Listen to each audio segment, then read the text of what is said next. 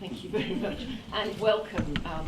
As Tricia said, what an amazing lineup to have here on the stage for this press conference. Just before I throw it open to the questions from the press, I wondered, rather than go down asking you all individual questions, this is something that I'm sure everybody will have something to say about, which is, in some ways, we look at this lineup along here and we say, why did it take so long? You've known each other decades, and I know this project has been in your minds for a while, in one way or another. So give us a little bit of context as to how The Irishman comes together. Well, it goes back to some special work that Bob and I were involved in for 20 some odd years. We were trying to get another project going based on I don't know, our tenure in Hollywood, so to speak, in the 70s and the 80s. And that developed into something else, and we never quite settled on the project. And the last time we really worked together was in 1995, Casino. And so from that point on, we would always check with each other what we were doing, whether I could fit it into his plans and vice versa. And ultimately, we did get involved. What was it, Bob? The Winter of Frankie Machine project? Yeah. And I mean, what? We weren't too enthusiastic about it, sorry. We decided we had to do something. I think it was around 2010. No, 2008. Yeah. 2007. 2007, thank you. And so we decided it's enough time. We couldn't settle on something, so this is a project that we thought we would have some possibilities. I was really looking for something that with Bob to enrich more or less where we had gone in the 70s and the 80s and the early 90s. I mean, to just replicate what we had tried to do in the beginning of our careers wouldn't be anything, wouldn't be enriching in any way. And so you were about to direct The Good Shepherd, and Eric Roth was writing that, and Eric, knowing that we were trying to do something called Frankie Machine about a hitman who retired, Eric gave you a book called I Heard You Paint Houses by Charles Brank for research. yeah, I mean, we were talking about it. He said he just read it, and it had just come out, and I said, I got to read that book. And then when Marty and I were preparing, so that was about 2 years earlier than when Marty and I were committed to Frankie Machine, and Marty was starting to show me films like Jean Gabin film like Touche pas au Grisby and Melville's Dulot and Le Deuxième Souffle and pictures like that, get a sense of the Gabin character, because by the time you were doing Casino, I felt that presence was similar. And then I said, well, I have to read this book that I've been always wanting to read called I Heard You Paint Houses, and so I did read it just as research for the character. And then after I read it, I got together with Marty and I said, you got to look at this, and I think this is what you're going to want to do. So that was it. And well, Jane, you had the story about on the telephone with Brad Gray, right? So we were ready to commit. Bob and Marty were ready to commit to making Winter Frankie Machine, and it was going to be financed by Paramount, Brad Gray, and we were all on a call together, and Brad was going to give us the green light, and in the middle of this conversation, Bob said, well, there's this other book that we're thinking about, and it could be research. Maybe we could combine these two movies. And Brad said, oh, so you want to take a Go movie and turn it into a development project? And you kind of heard everybody go, mm-hmm. So anyway, that was 2007, and then we brought Steve Zalian on, and Steve delivered. Steve and Marty and Bob worked together, and we had optioned I Hear You Paint Houses. Frankie Machine went away, and Steve delivered a script in 2009. 9, yeah. I mean, the point is that we're trying to find something that we felt right with. I don't know how you define right. You know, it's ambiguous and kind of we felt comfortable with in a way. It's something we couldn't articulate it. And once he described this character to me, I felt that he had a good sense of it. And I said, well, this is maybe where we could really try to explore and see what we could come up with, and it might really be of value ultimately for us as for creative partners working together and getting Al involved, getting Joe Pesci involved, and the rest of the cast. And so we took a chance and got Steve's Alien. And Alien and I, we pulled together a wonderful script, and then it took a number of years because why? Well, Steve wrote the script, which was terrific, wonderful, as Marty says, and then it was a matter of getting everybody's schedules to line up. And Marty was doing Hugo. I remember coming over here, I don't know when you were doing Hugo. 2009, 2010, I think, yeah. And we were talking about that and how to, what we were going to do and his availability. He wanted to do silence and so on. And then I said to Marty, I wanted to make sure he was okay if we would just let it out there when we talk on interviews. And usually I'm very superstitious about that because when you talk about it, it usually doesn't happen. But I thought maybe in this case, since we had no backers, no people really interested, the idea that we were doing it with Al and Joe, that I cleared it with Marty, and then I talked to Joe and then Al about they're okay, and he mentioning that they're on board. So we did that, and then we had a reading of the script. I don't know what year that was.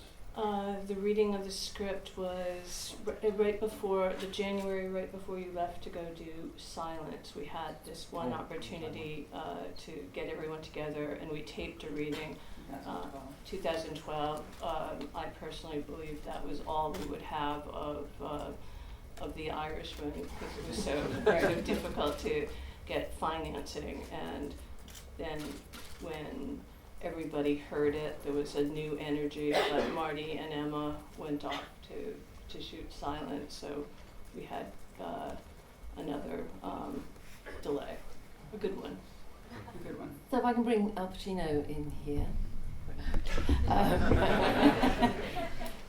Jimmy Hoffa. So, I mean, what was your initial reaction to the idea of playing Jimmy Hoffa? It's me you're talking to? It is you. Well, it was, at first I've known Marty and Bob very long time, and so when Bob came to me, called me about it, it sounded really interesting, and the opportunity to work with them was, it was very important to me. I really wanted to, for years we almost worked together, Marty and I, at different things, and of course Bob and I have worked together. I mean, we've known each other since we were young actors. So we worked together, so it was a good thing.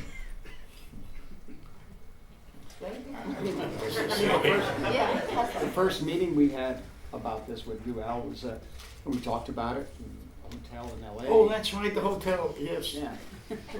So coming back to me. Well, it's so long ago. But the thing was, after the discussion, we talked a little bit, and then he looked at us and he said, is this going to happen? Because the complications of schedules, and then, of course, no real enthusiasm, to say the least, about financing. Really, it made it, something that is a nice dream, but we're pretty clear, as you said, Jane, that maybe the reading was going to be the only time you'd have heard it or seen it, and we knew that going in, but somehow we pursued. But I think that reading was very well orchestrated. Yes. I think, and Bob did it and arranged it so that I guess you would say the right kind of people were there to listen to it, and that was a very effective. Yeah, they got excited by that. They still didn't give us the money. See, I didn't know about that part.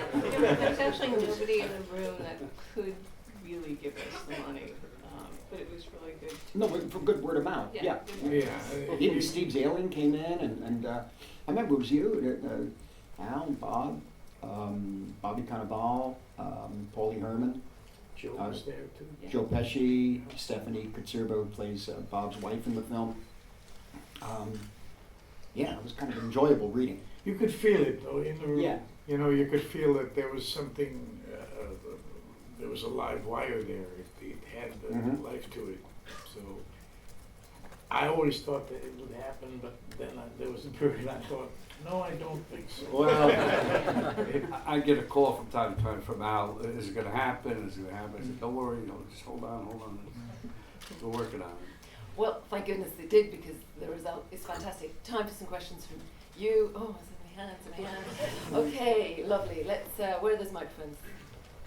There's one there. Okay, can we get this straight away down here, please, first? And then we can get another microphone over here as well, and then we'll go to that. Thanks. Okay, good. Hello, Kat Andreaco from Free Cinema. I just saw the film. It was mind-blowing. It was one of those old epic things that make you lucky to be in a cinema and watching it. So thank you so much for all of you for that. The question is, this is obviously a Netflix production, and it's coming out very shortly after it has its run in the cinemas. And it seems like a good collaboration at the moment between TV or internet companies with films, with the film industry. And there are of course some people who are naysayers. So what would you think? Will we need to at some point redefine perhaps what is cinema? Well, you're looking at me. Yeah, but I think we're redefining it now in such a way. I think it's not just an evolving of cinema, but it's a revolution. I mean, it's even bigger than the revolution that sound brought to cinema. It's the revolution of cinema itself, back 120 years ago, 115 years ago. It's a new, and we say the new technology, we bring in the things that are unimaginable, and how not only is it something extraordinarily good for narrative films, put it that way, narrative stories told with emphasizing motion picture images, but it opens up a whole the original conception of what a film is and where it's to be seen has now changed so radically that we may have to say, okay, let's say there's a certain kind of film that's made here. There might be obviously virtual reality films, there's holograms, there's all sorts of things that are going to be coming that we really know. So in effect, one thing that will never, something that should always be protected as much as possible, and I think will always be there, is a communal experience. And I think that's best in a theater. Now, homes are becoming theaters too, but it's a major change. And I think one has to keep an open mind, you know. There's no doubt, like seeing a film with an audience is really, really important. There is a problem though, in that you have to make the film, and we run out of room, in a sense. There was no room for us to make this picture, and even for many different reasons, I guess. And ultimately, there was a financial issue too, in terms of the CGI that we did, and the reason why we went to CGI is kind of complicated, because at a certain point, if I made the film earlier, they could have played younger, and then at a certain point we missed that, and then they said, well, use younger actors to play them younger, and I said, well, what's the point of that? And back and forth, and finally CGI, we tried it and said, well, let's see what the experiment, open it up. I mean, CGI, to that extent, is really an evolution of makeup. Really. You know, you accept certain norms in makeup. You know that he's not that old or she's not that young, but you accept that as a norm. I mean, you accept the illusion, so to speak. Taking that and having the backing of a company that says, you know, you will have no interference, you'll make this picture as you want. The trade-off is it streams with theatrical distribution prior to that. I figured that's the chance we take on this particular project. You know, what streaming means and how that's going to define a new form of cinema, I'm not sure. I thought for a while maybe long-form TV is cinema. It's not. It simply isn't. You know, it's a different viewing experience. You could look at 3 episodes, 2, 4, 10. You know, one week, second episode the second week. That's not. It's a different kind of thing. So there's got to be still, what has to be protected is the singular experience of experiencing a picture, ideally with an audience. You know, but there's room for so many others now, and so many other ways, and there's going to be crossovers completely. The value, how do you say, the value of a film that's like a theme park film, for example, the Marvel type pictures, where the theaters become amusement parks. That's a different experience. And it's not even. I was saying earlier, it's not cinema. It's something else. You know, whether you go for that or not, but it is something else, and we shouldn't be invaded by it. And so that's a big issue. That's a big issue, and we need the theater owners to step up for that. You see, to allow theaters to show films that are narrative films. A narrative film could be one long take for 3 hours too. You know, it doesn't have to be everybody. It doesn't have to be a conventional beginning, middle, and end. But anyway, if that answers your question, I'm okay. Emma and Jane, anything you want to add to that? Is the people have to find the money to do this? You don't have to. It was only if you wanted to. What was the question? It was about really how whether cinema has reached a point where it's changing when you've got the option of having the streaming, as it were in this case, the Netflix option. What he said. Right. Okay. Good. Next question. The one point to add to what Marty said is that it will be in theaters, and even when it goes on platform, right. it still will continue to be in theaters. So audiences have their choice of whether they're going to watch it in theater and have an amazing cinema community experience, or they want to watch it on a platform. Roma, for example, is still in theaters, around the world. So again, it's the audience has the choice of how they want to view something, and they're not mutually exclusive. Thank you. Yes, next question here.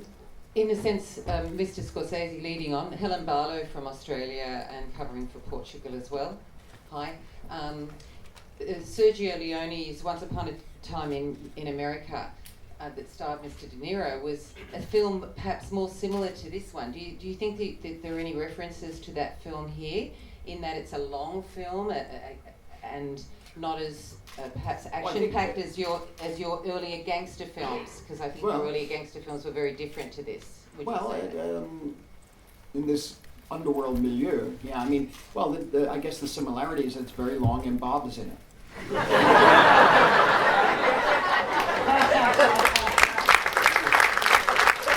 I love Leone, but there was no way that I was thinking I was doing Sergio. There's no way. I can't do that. You know, I just intuitively made the movie, and I said, oh, Bob, when we were trying to get raise the finance, I said, I know how to do this. I said, I haven't thought. I know how to follow it through. And I just went with that. But how is it different to your earlier gangster films, though? How does it relate to them? Well, you know, back in 1973, we were 29, 30 years old. Now we're much older. And so we hope that maybe the vantage point of time, that something has evolved and maybe deepened to a certain extent about life, really.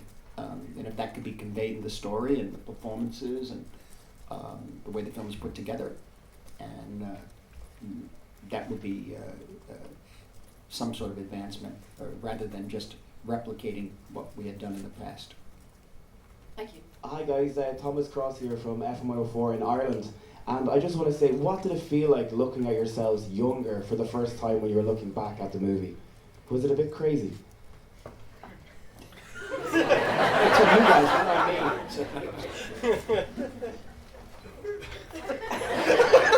Well, considering everything is crazy, it was crazy. I don't know quite what you mean, though.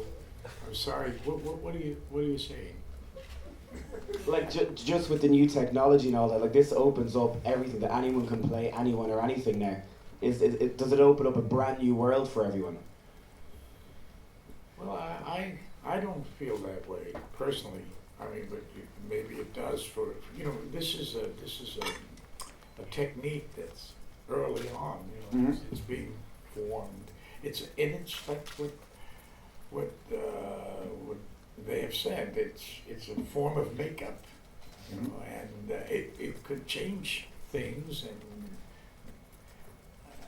But I don't think you feel that way as an actor. I think you feel that as an actor, you're playing a role, and a role that more than likely, hopefully, you're suited for. And so when you do that, all bets are off, really. I mean, it doesn't matter. I know it doesn't matter what you look like. This is sort of true in a way, because I saw the film. I mean, you showed it to me. They showed it to me without anything, and I just went with it, and I didn't think anymore that this was a story. It was so handled in such a way. It was delivered in such a way, directorially, visually. Cinema, costumes, everything, and also the acting. And so I felt that was what was taking me up. A story. I wasn't thinking about anything else after a while. I mean, I didn't even think about it when it first started. Of course, it was me. I'm a little I wasn't thinking about the lines in our faces or anything. I just was accepting these people. They existed too. That's another thing.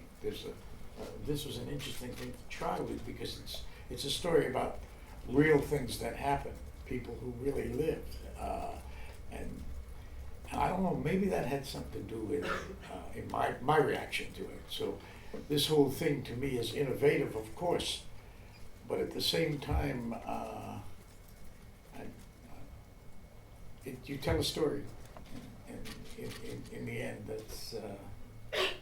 that's what I'm a little bit more. I'm a little more concerned about that. And as I say, I did see the film without any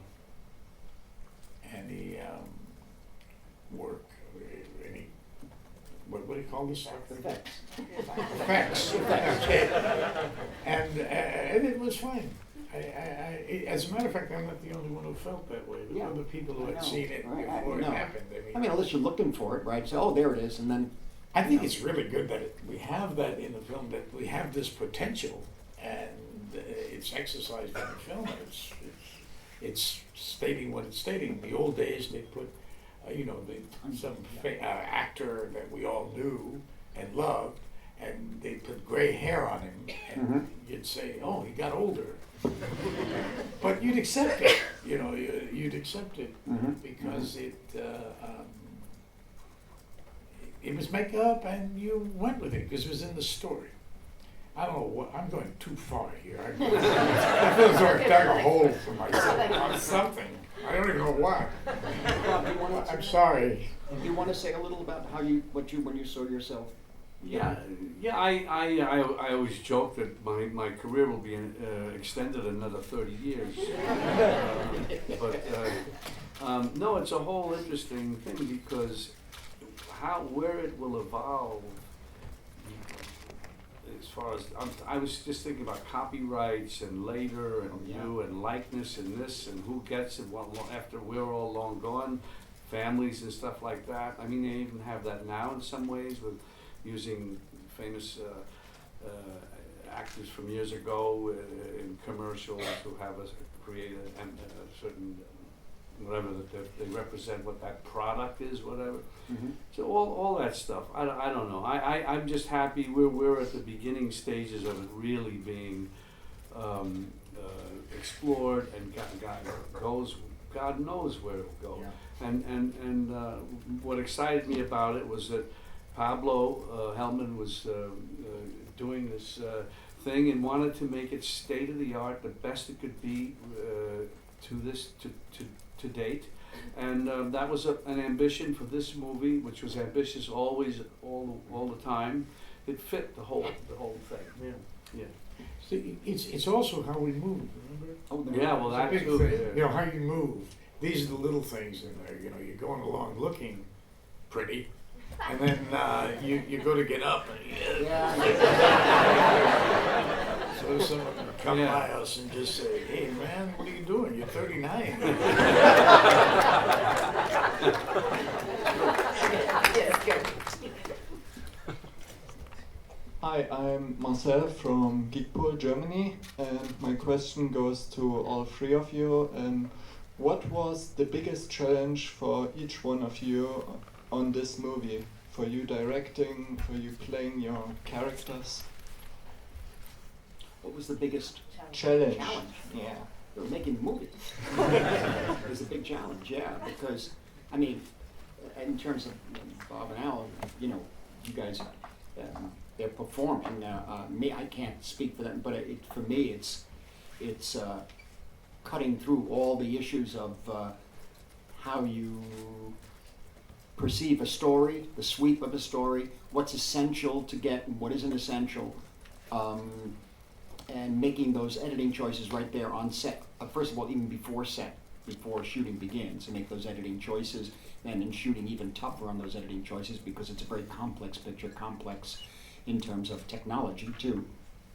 And staying close, staying on point in a way, staying on the what's essential to the story, and those are the characters, particularly Frank's character, and eliminating everything else around that was getting in the way. And this, I think, was a 108-day shoot. So this is something, and then in the editing too. So it's wrangling the picture in a way. They call it wrangling, you know, and always threatening to run a little bit out of control, but grabbing it again, and using Frank Sheeran as the anchor for the whole picture until finally you wind up with him alone. And that's what it's all been about. I mean, that's just general about how you make a movie. Other ways, sometimes you make a movie, you don't know what you're going to do when you get there on the set. I tried that once, it didn't work. For me, it didn't work. And I usually like planning and fighting my way through the whole process, you know, until we get as best we can to the end result. But you guys with the character. Yeah, and then certain things with like Marty, we would every so often I would come in to narrate pieces that Marty figured that we had to sort of voice over to give information or whatever, or sort of tightens whatever, and that's a normal part of making a movie. Yeah, you even went into the audio tracks, the tracks of Frank Sheeran's actual voice, the stories, and every now and then we go and we pick, you tell me something, and so it's interesting, and we fool around with that and try to find time to shoot it in the film. I'd give it to Emma and tell her, could you find some production time, please? I'd say yes. Yeah. So was that your biggest challenge ever? Mm-hmm. Helping Marty realize everything he, We'll try, and also Because you want them to, all of them to have the time specifically. It's the time. To create and the environment and the quiet, safe sort of space for them to do, and you don't want to rob them of that at all. So it's a challenge, but we had phenomenal partners, Netflix, the best, and we carved out that time and space, I hope. Hello, Eloise from Strand Magazine. Congratulations on the film, it was fantastic. So I just wanted to ask you guys, why do you think that we are constantly pulled back into talking about films about pain and trauma, and as in The Irishman, there's a lot on macro level with the president's assassination, etc. But it really does go into personal, individual pain. I was just wondering, why do you think that is? Why do you think pain is important to our storytelling? Yeah. Pain, suffering, that idea, what makes an interesting story? I mean, what do you think, guys? Well, I mean, this was a simple story. It was about a guy who was caught between two people who were powerful people, and one of them was disappeared. We never knew what happened to him, really, to this day. The other one was also Joe Gallo, referring to him. You still don't know who did that to him. It had that to hang on in some ways, this political, this grand story with these historical, if you want, type characters, and a simple story. And also, Bob, in terms of that, when you're talking about these guys, and then on the other level, you have JFK, Bobby Kennedy, and Martin Luther King. You've got all this going on, and nobody knows really what happened there. And I always say, would it make any difference now if we knew exactly who, when, how, and where? No. The dark forces that take over, that are always present. And these guys are right in the middle of it, in a way. They just walk by the TV and there's missiles coming from Cuba. You know, so, and that's your afternoon lunch. You know, so yeah, I mean, that when you say the simple story, that was the thing, to hold on to the simplicity of it, because the rest is so complicated. Okay. Hi, my name's Stephen Pate. I was just wondering, I mean, this film for me in many ways is about like reflection. I was wondering, with your kind of amazing careers that's kind of ingrained into the kind of fabric of sort of cinema, do you guys ever sort of sit back and reflect, or do you always look towards the next project? And also, I was just wondering, I'm fine. We're hanging on. We're just wondering what. Okay. The second part of the question. That was the good part. So I got quite nervous. You guys are legends. All right, so do you think you only could have made this film now because you've lived kind of full of lives, that you're now in a position where you can you're in a position, better place to sort of understand the texture of this narrative?